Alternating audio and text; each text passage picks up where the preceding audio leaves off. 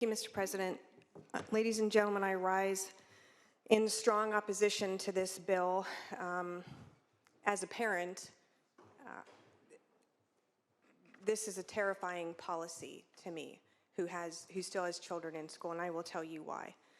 This bill isn't just about not referring to law enforcement children who willfully disrupt a meeting.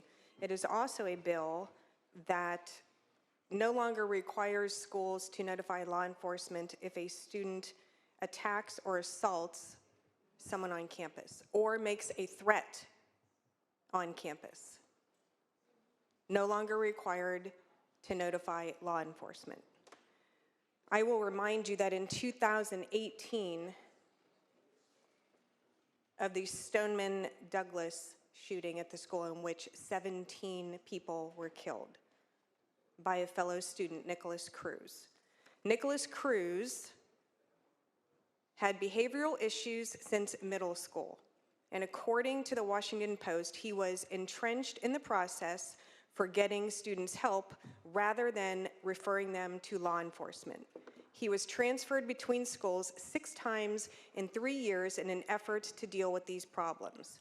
In 2014, he was transferred to a school for children with emotional or learning disabilities. The school decided they would use alternative means to deal with Nicholas Cruz's behavioral issues, and the end result was that he killed 17 people. Now, I don't think that every time a child misbehaves in school that you should bring the hammer down on them. I don't. Some discretion certainly makes sense in a lot of cases. However, we have seen an increase in violence at our schools. And in too many cases, there are instances where a school and parents or caregivers try their hardest to intervene, to redirect, to do some progressive discipline, to get the kid back on track, and it doesn't work. And the end result is other people's children die because of it.